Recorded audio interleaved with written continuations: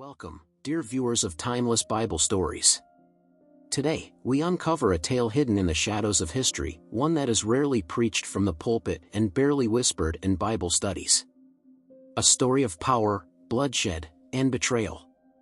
A story of a woman who defied the order of God's chosen people and seized the throne for herself. You've heard of King David, the man after God's own heart. You know of Solomon, the wisest ruler who ever lived. But have you ever heard of the woman who once sat upon the throne of Israel? A woman whose name was feared. A woman who stopped at nothing to secure her reign. Her name was Athaliah, the forgotten queen of Judah. It was a time of unrest. The kingdom of Judah stood at the crossroads of righteousness and corruption.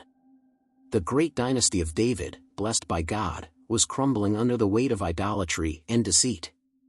And at the center of it all was Athaliah, daughter of the infamous Jezebel and King Ahab of Israel. Yes, you heard that right.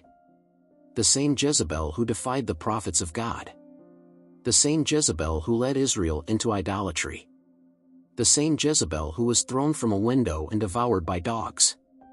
Athaliah was her daughter, a woman who inherited her mother's thirst for power and her father's ruthless ambition. And when the moment came, she struck.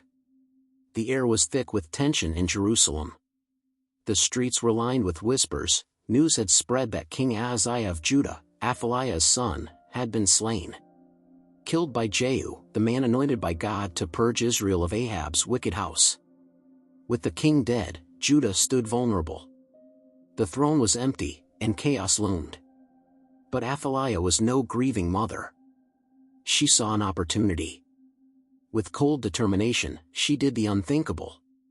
She ordered the execution of every royal descendant of David. Her own grandchildren. Her blood. She would wipe out David's lineage and secure her rule over Judah. A woman, alone, declaring herself queen. And so, the massacre began. One by one, the royal children were slaughtered. Their cries echoed through the palace halls. Servants turned their faces away, powerless to stop the bloodshed. But in the midst of the horror, one child survived. His name was Joash. Just an infant, helpless and unaware, but destined to reclaim the throne that was stolen. His aunt, Jehosheba, a woman of courage, risked everything. She snatched him from his cradle and fled to the temple, where she hid him away under the watchful eye of the high priest Jehoiada. For 6 years, Judah lived under Athaliah's rule. For 6 years, she reigned with an iron fist, bringing the land deeper into darkness. The temple of the Lord fell into ruin.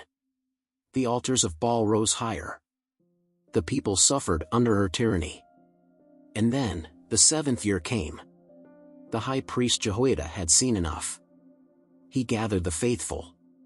He called the temple guards. He sent secret messages to the commanders of the army. And in the dead of night, the plan was set in motion. The boy king, Joash, now 7 years old, was brought forth from hiding.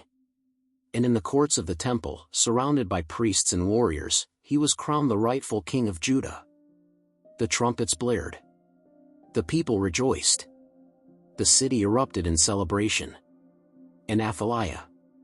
She heard it. The sound of the shouts reached her palace. The cries of "Long live the king" sent a chill down her spine. Rage consumed her.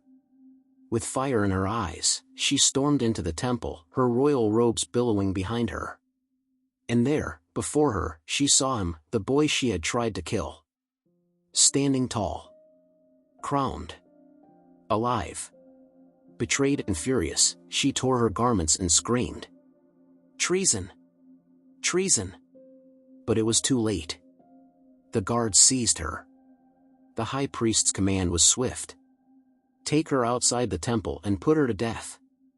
And just like that, the queen who thought herself untouchable met her end. Struck down by the very kingdom she had tried to rule. But what does this story mean for us today? Why is Athaliah's reign barely spoken of? Why did she fight so hard to erase the Davidic lineage? And could it be that her attempt was more than just a lust for power? Could it be that she was unknowingly trying to stop the prophecy of the Messiah? After all, from the line of David would come Jesus Christ, the King of Kings. And if Athaliah had succeeded, what would have happened to the promise of the Savior? The Bible is full of stories like this, stories rarely told, yet crucial to the grand design of God's plan. Hidden figures, unseen battles, shocking betrayals. What other forgotten rulers shaped biblical history? What other mysteries lie waiting in the scriptures? And what other forces sought to stop God's plan before it could be fulfilled? Join us as we continue uncovering the secrets of the Bible, one lost story at a time. Thank you for watching Timeless Bible Stories. Until the next revelation, like, subscribe, and share.